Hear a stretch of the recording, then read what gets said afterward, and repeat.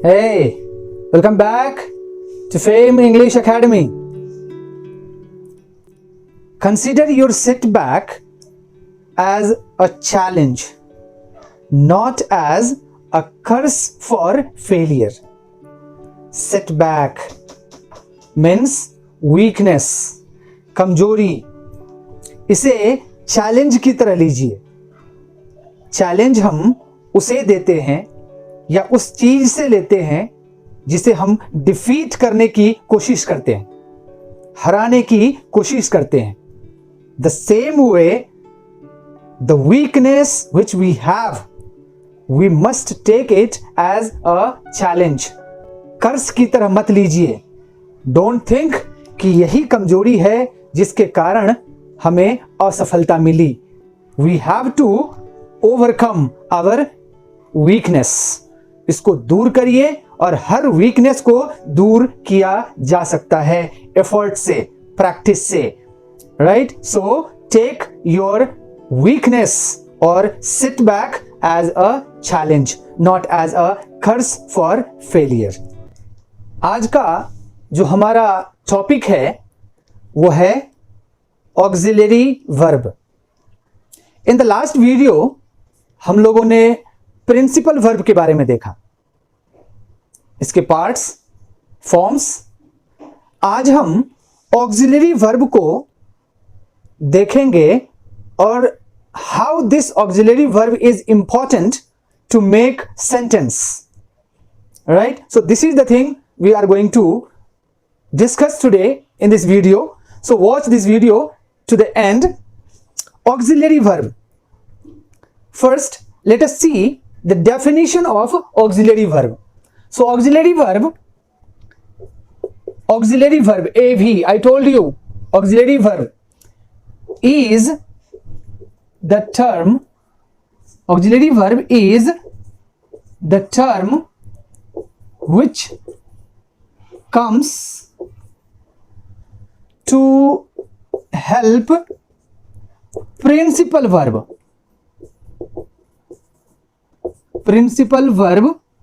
in a sentence. Auxiliary verb is the term which comes to help principal verb. Right? ये principal verb को help करने के लिए आएगा सेंटेंस में to form tense, voice, mood, auxiliary और interrogative sentence, negative sentence, emphatic sentence, so on so forth. तो ये जो चीजें हैं इसमें ये ऑक्सिलरी वर्ब प्रिंसिपल वर्ब को हेल्प करने के लिए आएगा. सो वी कैन से ये जो है principal verb means helping verb, as I have already told you. तो ये हेल्प करने का काम करता है किसको? प्रिंसिपल वर्ब को. Let us take an example. We are learning English. We are learning English. हम लोग अंग्रेजी सीख रहे हैं. This learning is the principal verb, main verb जो किसी काम को शो कर रहा है. And this are has come to help this auxiliary principal verb. तो ये जो आर है ये ऑक्सिलरी वर्ब बनेगा और ये जो है ये प्रिंसिपल वर्ब है. एक और एग्जांपल हम लेते हैं. We are students. We are students. अब इसमें देखिए वी आर स्टूडेंट्स, ये जो आर है इस आर के साथ और कोई प्रिंसिपल वर्ब है? नहीं है. राइट? तो यहां जो ये आर है ये ऑक्सिलरी वर्ब है? नहीं, ये ऑक्सिलरी वर्ब नहीं है. यहां पे ये प्रिंसिपल वर्ब का काम कर रहा है. वी नो कि स्कूल्स में प्रिंसिपल होते हैं और वाइस प्रिंसिपल होते हैं. जिस दिन प्रिंसिपल नहीं होते हैं उस दिन वाइस प्रिंसिपल जो होते हैं वही फुल पावर में होते हैं, वही प्रिंसिपल का रोल प्ले करते हैं. द सेम वे, राइट, जब सेंटेंस में प्रिंसिपल वर्ब नहीं रहेगा तो ये जो ऑक्सिलरी वर्ब है यही प्रिंसिपल वर्ब का काम कर रहा है. ये जानना बहुत जरूरी है. हम सब हमेशा कंफ्यूज रहते हैं कि आर हमेशा ऑक्सिलरी वर्ब है. नहीं, राइट? यहां पे प्रिंसिपल वर्ब नहीं है तो ये प्रिंसिपल वर्ब का काम कर रहा है। तो ये जानना बहुत जरूरी है। अब हम आगे आते हैं, ऑक्सिलरी वर्ब के पार्ट्स कितने हैं और इसको हम किस तरीके से सेंटेंस में यूज करेंगे। Auxiliary verb, auxiliary verb means, I have already told you, this is helping verb. ठीक है, ऑक्सिलरी वर्ब क्या है? हेल्पिंग वर्ब है। तो टोटल जो ऑक्सिलरीज हैं, टोटल ऑक्सिलरी हैं 24। कितने? 24। टोटल प्रिंसिपल वर्ब्स कितने हैं? काउंटेबल नहीं है, राइट? अनलिमिटेड है, जिसको काउंट नहीं किया जा सकता। लेकिन ऑक्सिलरी वर्ब जो है वो ओनली 24। और इस 24 को we have divided into 3 parts. ठीक है, तो ऑक्सिलरी वर्ब कितने? याद कर जाइए, ओनली 24। और जिस 24 को हमने डिवाइड किया 3 पार्ट्स में। तो ये जो पार्ट्स हैं, पहला है प्राइमरी, प्राइमरी ऑक्सिलरी। ठीक है, दूसरा है मॉडल। ठीक है, तीसरा है marginal. Okay, primary, model and marginal. Primary जो है ये है 11। ठीक है, मॉडल ये भी है 11 और मार्जिनल कितने बच गए? 2। ठीक है, 11 11 2 हो गए 24। और ये जो 24 को हमने 3 पार्ट में बांटा, ये है primary, model and marginal, right?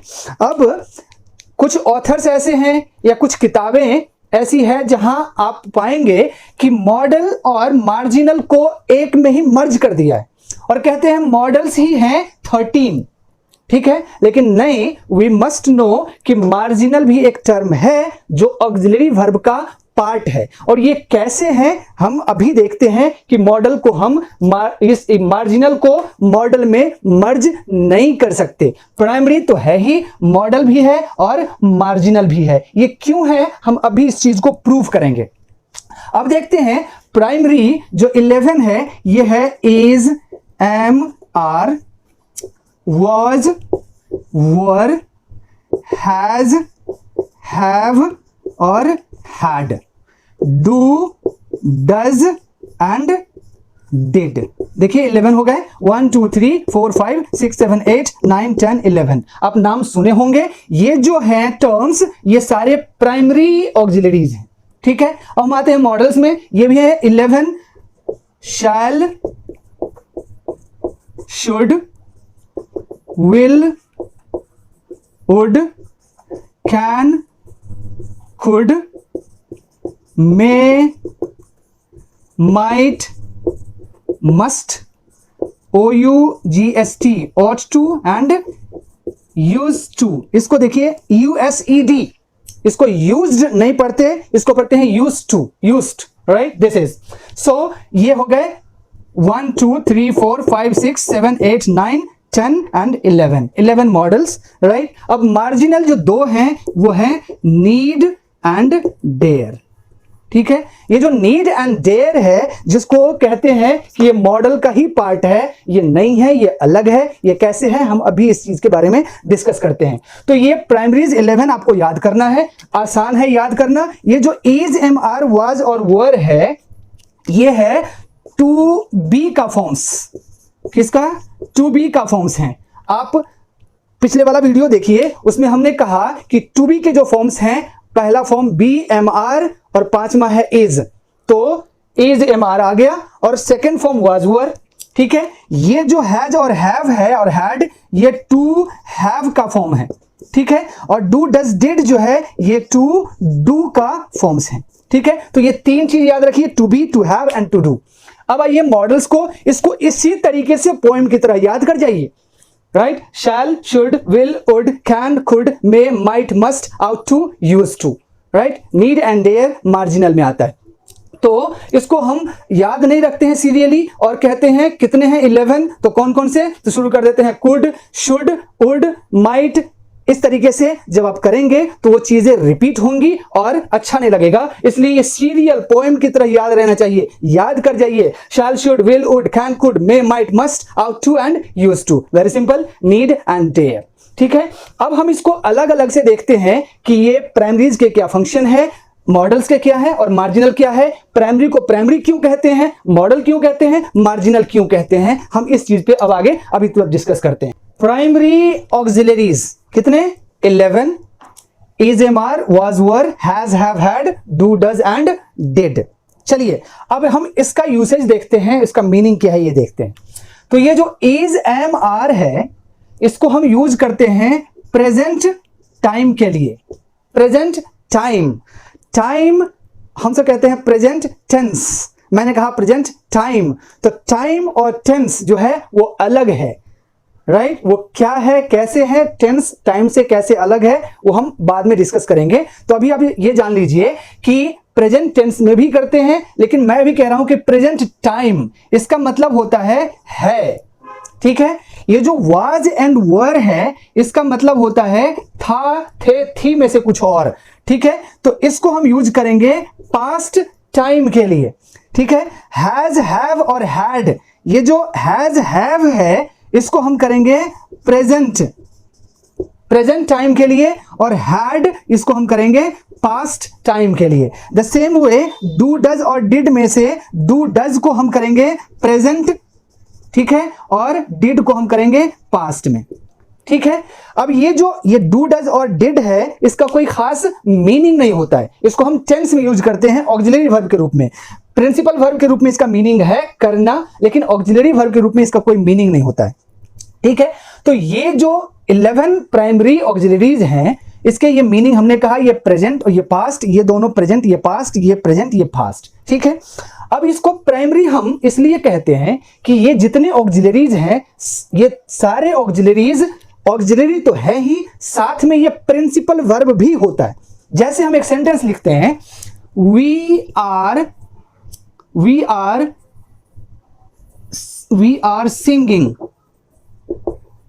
Are singing, हम लोग गा रहे हैं। ठीक है, तो ये तो प्रिंसिपल वर्ब हो गया, तो ये आर जो है ये क्या है, ऑक्सिलरी वर्ब है यहां पे। और हम कहते हैं वी आर सिंगर्स, हम लोग गायक हैं, गाने वाले। तो इसमें जो ये आर है, ये आर क्या है, प्रिंसिपल वर्ब का काम कर रहा है। ठीक है, तो ये जितने हैं, जैसे वी वर गोइंग, इसमें वर क्या बन गया, auxiliary. And we were good, we were students, हम लोग स्टूडेंट्स थे। ठीक है, तो इसमें ऑक्सिलरी वर्ब के साथ प्रिंसिपल वर्ब नहीं है, तो ये बन जाएंगे प्रिंसिपल वर्ब। तो इसको कभी कभी प्राइमरी को प्रिंसिपल ऑक्सिलरी वर्ब भी बोलते हैं। ठीक है, इसलिए कि ये जो है प्रिंसिपल वर्ब भी बनेगा, ऑक्सिलरी वर्ब भी बनेगा। कोई भी सेंटेंस ले लीजिए, अब ये हैज और हैव यदि प्रिंसिपल बनेगा तो इसका मतलब होता है पास है। ठीक है, और हैड पास था। For example, I have a pen, मेरे पास एक कलम है। इसमें हैव के अलावे और कोई ऑक्सिलरी है नहीं है, राइट? प्रिंसिपल वर्ब नहीं है, तो ये हैव जो है यहां प्रिंसिपल वर्ब का काम कर रहा है।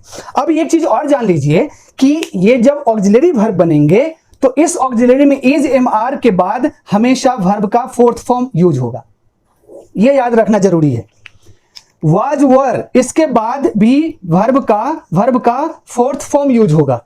हैज, हैव और हैड, इसके बाद वर्ब का ओनली थर्ड फॉर्म यूज होगा। ये देख लीजिए, हैज, हैव और हैड इकलौते ऑक्सिलरीज ये तीन हैं जिनके बाद वर्ब के थर्ड फॉर्म यूज होते हैं। डू, डज और डिड, इसके बाद जो वर्ब आएंगे तो ये वर्ब के फर्स्ट फॉर्म बन के आएंगे। ठीक है, ये ऑक्सिलरी वर्ब के रूप में। जब ये ऑक्सिलरी वर्ब बनेंगे तो इज, एम, आर के बाद V4, ये याद कर जाइए। वाज, वर के बाद V4, हैज, हैव, हैड के बाद V3, डू, डज, डिड के बाद V1। ठीक है, और जब प्रिंसिपल वर्ब बनेगा तो इसके बाद कोई वर्ब आएगा ही नहीं, तो इसलिए इसको प्राइमरी ऑक्सिलरीज या प्रिंसिपल ऑक्सिलरीज भी कहते हैं। ठीक है, ये हो गया। अब हम आते हैं मॉडल्स। ये मॉडल्स क्या है इसको देखते हैं। मॉडल ऑक्सिलरीज कितने हैं, 11, shall, should, will, would, can, could, may, might, must, ought to and use to.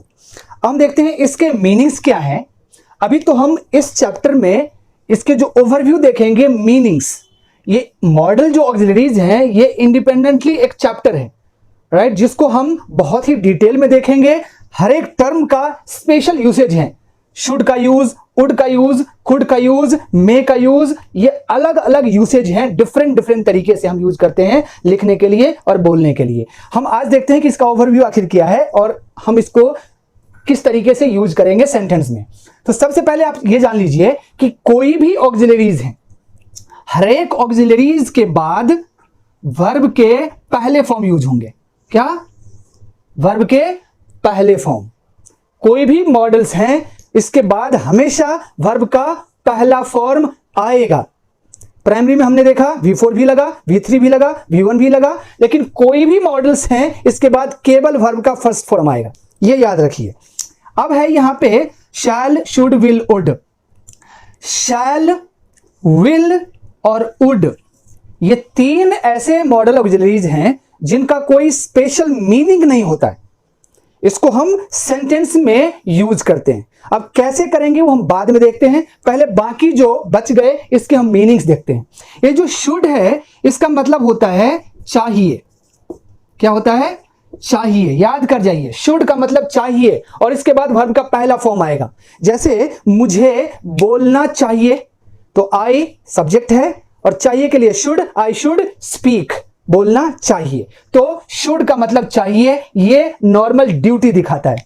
अब यहां पे कैन, कैन का मतलब होता है सकना, ठीक है, और ये जो कुड है इस कुड का मतलब होगा सकता था, ठीक है। ये प्रेजेंट है और ये पास्ट है और ये दोनों जो है कैन और कुड ये दिखाएगा क्या? कैपेसिटी।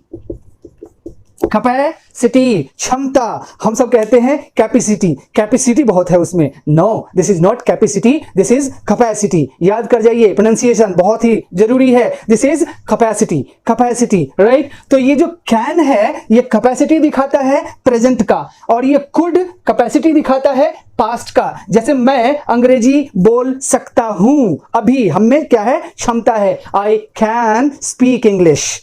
और मैं बोल सकता था, बोल सकता था, पास्ट में क्षमता थी तो आई कुड स्पीक, ठीक है, ये हो जाएगा। अब देखते हैं मे और माइट। ये मे जो है इसका भी मतलब होता है सकना और माइट इसका भी मतलब होता है सकता था, सकता था। अब ये देखिए मे और माइट, कैन का भी सकना, मे का भी सकना, कुड का भी सकता था, माइट का भी सकता था। अब ये कैन और कुड क्या दिखाया? कैपेसिटी दिखाया, लेकिन ये मे और माइट कैपेसिटी नहीं दिखाएगा, ये दिखाएगा पॉसिबिलिटी। पॉसिबिलिटी, राइट, मीन्स संभावना, संभावना दिखाएगा। जैसे आज वर्षा हो सकती है, इसमें क्या है? संभावना है, तो इट मे रेन टुडे। और कल वर्षा हो सकती थी, पास्ट में गया तो इट माइट रेन यस्टरडे, ठीक है, संभावना, ठीक है। बांग्लादेश कल इंडिया से जीत सकता था, एक क्या थी? पॉसिबिलिटी थी, ठीक है। तो Bangladesh might win against India yesterday, ठीक है। तो ये दोनों क्या दिखाएगा? क्या दिखाएगा? पॉसिबिलिटी दिखाएगा, ये प्रेजेंट का और ये पास्ट का। अब ये मस्ट है, मस्ट का मतलब होता है अवश्य चाहिए, अवश्य, अवश्य चाहिए। क्या? अवश्य चाहिए। अब देखिए मस्ट, बहुत लोग कहते हैं मस्ट को अवश्य, ठीक है, और चाहिए को शुड। नहीं, मस्ट का मतलब ही होता है दोनों, अवश्य चाहिए। मुझे बोलना चाहिए नॉर्मल है और मुझे अवश्य बोलना चाहिए तो I must speak, I should speak, मुझे बोलना चाहिए, मुझे अवश्य बोलना चाहिए, आई मस्ट स्पीक, ठीक है। अब ये बच गया ought to, इसका भी मतलब होता है चाहिए, ठीक है। अब देखिए यहां भी चाहिए है, यहां भी चाहिए है, फर्क जान लीजिए। मैं सेंटेंस बोल रहा हूं, मुझे बोलना चाहिए और मुझे बड़ों की आदर करनी चाहिए। दोनों सेंटेंस में फर्क है। मुझे बोलना चाहिए, ये तो मेरा ड्यूटी है नॉर्मल, ठीक है, नॉर्मल ड्यूटी शुड, और मुझे बड़ों की आदर करनी चाहिए, ये मोरालिटी आ गया, मोरल, राइट, क्वालिटी हम में होनी चाहिए, ठीक है। तो जब नैतिकता की बात आए, मोरालिटी की बात आए तो हम यूज करेंगे आउट टू। मुझे गरीबों की मदद करनी चाहिए, मोरालिटी है, I ought to help the poor, ठीक है। और मुझे अंग्रेजी सीखना चाहिए, ये मोरालिटी नहीं है, आई शुड लर्न इंग्लिश, ठीक है। अब ये है यूज टू, इसका मतलब होता है किया करता था, ये दिखाएगा पास्ट का हैबिट, पास्ट हैबिट।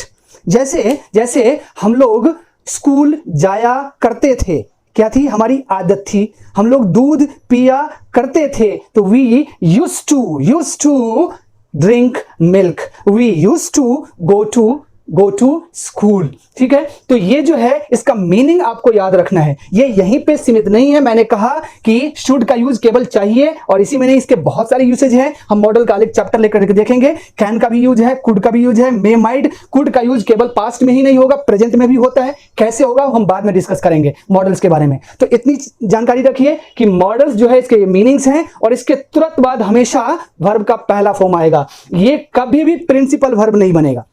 जो प्राइमरी बन गया था, ये मॉडल्स जो है हमेशा ऑक्सिलरी वर्ब ही रहेगा। क्यों? क्योंकि इसके बाद हमेशा वर्ब का पहला फॉर्म आएगा, तो मेन वर्ब हमेशा आएगा।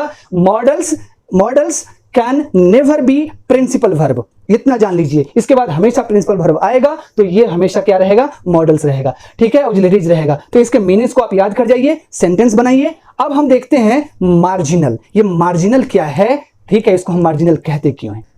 मार्जिनल, दो, नीड एंड डेयर। नीड का जो हम यूज करते हैं जरूरत के लिए, ठीक है, और डेयर इसको हम करते हैं साहस के लिए, ठीक है, ऑक्सिलरी वर्ब के रूप में। अब देखिए हम एक सेंटेंस लेते हैं, need, for example, you need not speak, you need not speak मतलब हुआ कि आपको बोलने की जरूरत नहीं है। यू नीड नॉट स्पीक, इसमें जो नीड है ऑक्सिलरी वर्ब बन के आया है, क्योंकि ये स्पीक जो है ये प्रिंसिपल वर्ब है। आपको बोलने की जरूरत नहीं है, यू नीड नॉट स्पीक, उसको जाने की जरूरत नहीं है, ही नीड नॉट गो, ठीक है। अब यहां पे एक डेयर को लेते हैं हम, जैसे यू डेयर नॉट स्पीक, आपको बोलने की साहस नहीं है, यू डेयर नॉट स्पीक। इसमें स्पीक मेन वर्ब है, डेयर जो है ये ऑक्सिलरी वर्ब है। अब आइए कि मैंने कहा कि मार्जिनल जो है इसको रखना ही रखना है। क्यों रखना है? अब नीड जो है मैंने कहा प्राइमरीज, वो क्या बन गया था? प्रिंसिपल बना था और ऑक्सिलरी बना था। इसके बाद हम आए मॉडल्स, मॉडल जो है केवल ऑक्सिलरी बना, क्योंकि उसके बाद हमेशा वर्ब का पहला फॉर्म आएगा। ये जो मार्जिनल है ये ऑक्सिलरी तो है ही, ये कभी कभी जैसे नीड मतलब जरूरत और डेयर मतलब साहस, ये नाउन भी बनेगा, ठीक है। ये दोनों जो है क्या क्या बनेगा? पहले ऑक्सिलरी वर्ब तो बना ही, अब ये नाउन भी बनेगा, नाउन, और प्रिंसिपल वर्ब भी बनेगा ये, ठीक है। ये हम तीनों देखते हैं। प्रिंसिपल वर्ब जैसे you we need water, we need water to survive, we need water to survive, हम लोगों को वाटर की जरूरत है। यहां पे नीड के बाद और कोई वर्ब है नहीं है, तो ये नीड क्या है? मेन वर्ब है, प्रिंसिपल वर्ब है, ठीक है। तो प्रिंसिपल वर्ब बना, यहां पे ये ऑक्सिलरी है, ये ऑक्सिलरी वर्ब बना, ठीक है। अब हम कहते हैं कि water is our need, water जो है हमारी जरूरत है। ये जरूरत क्या है? नाउन है, ठीक है। यू हैव नो डेयर, आप में साहस नहीं है, यू हैव नो डेयर, ठीक है। तो ये डेयर मतलब साहस, नाउन का काम कर रहा है। तो ये जो मार्जिनल है ऑक्सिलरी वर्ब भी बनेगा, नाउन भी बनेगा और वर्ब भी बनेगा, ठीक है। तो ये तीन काम करता है। अब मॉडल्स को मैंने कहा कि वो केवल ऑक्सिलरी है, तो इसको हम मॉडल में कैसे रख सकते हैं? ठीक है, नहीं रख सकते, ये अलग चीज है। मार्जिन इसको इसीलिए बोलते हैं, मार्जिन का मतलब होता है किनारा, ठीक है। किनारे पे है, जरूरत पड़ी वो ऑक्सिलरी वर्ब बन गया, जरूरत पड़ी वो प्रिंसिपल वर्ब बन गया, जरूरत पड़ी वो नाउन बन गया, ठीक है। तीनों तरफ जा सकता है मार्जिनल। मॉडल केवल एक तरफ जा सकता है, ठीक है, और प्राइमरी दो तरफ जा सकता है, प्रिंसिपल बन सकता है और ऑक्सिलरी वर्ब बन सकता है। तो ये डिफरेंस है प्राइमरीज में, मॉडल्स में और मार्जिनल में। अब हम मार्जिनल को भी अलग से देखेंगे, जैसे हम मॉडल्स को देखेंगे सेम वे मार्जिनल्स को भी देखेंगे, क्योंकि मार्जिनल्स के भी यूसेज जो है बहुत ही लिमिटेड हैं और स्पेशल यूसेज हैं। मार्जिनल का यूज हम ऑक्सिलरी वर्ब के रूप में अफर्मेटिव सेंटेंस में जनरली नहीं करते हैं। तो ये चीज आपको जानना पड़ेगा, इसको हम सेंटेंस लेके बाद में क्लियर करेंगे। So all these are related to auxiliaries verb. I hope कि आपको ये सारी चीजें अब समझ में आ गई होगी।